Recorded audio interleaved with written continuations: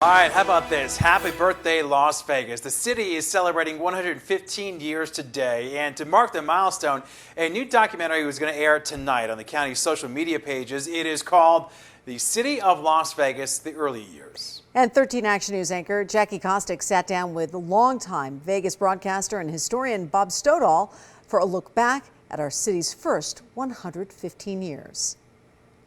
As you look back,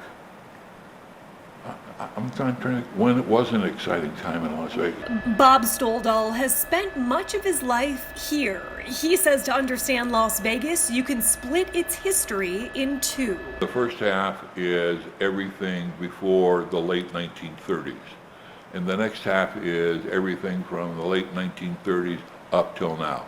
Las Vegas officially became a city with an auction on May 15th, 1905. The railroad controlled the town.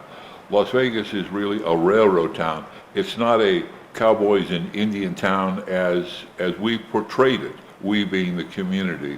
And that's something that occurred in the late 1930s, to where when gambling was legal in Las Vegas, we couldn't advertise it. It was illegal to send and tell the rest of the world. So we used that we're still a frontier town as the hidden way to sell advertising. What was once a railroad town, Las Vegas began evolving into tourism with one monumental project in the late 1920s. It wasn't until 1928, the last month in 1928, that President Coolidge signed the Boulder Canyon Dam Act.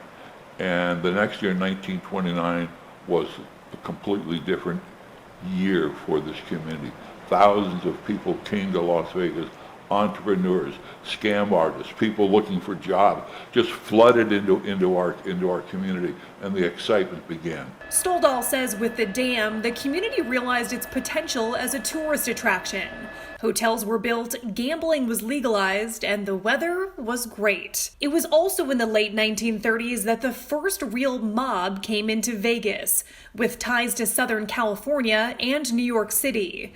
In 1946, the Golden Nugget opened, the first ground-up casino.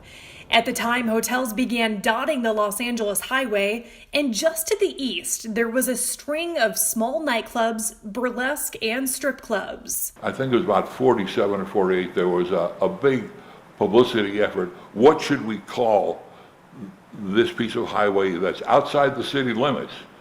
Is the Los Angeles highway. It was Highway 91. What should we call it? And the word strip came up. And the district attorney says, I don't know, we shouldn't call it the strip because it looks like we're stripping people of their money, and it had a bad connotation. It was at that point Las Vegas Boulevard became, and so it was a boulevard. Well, the word strip stuck. In many ways, Las Vegas itself stuck too, cementing itself as one of the most popular tourist destinations in the world. But Stoddall says Vegas has never had the challenge like the one it faces today. Las Vegas has faced several challenges over its history. One occurred in the 1950s, as these casinos and resorts were just being built one after the other in town. We had too many. There were bankruptcies. Over the last 115 years, Las Vegas has proven itself resilient. And Stoddall says he believes this will ultimately make the city stronger and better. We're polishing things up. We are now looking at everything we do in this resort town and making sure it's the right thing. I think Las Vegas is going to be so much better when we reopen, and we're getting ready to do that. Jackie Kostick, 13 Action News.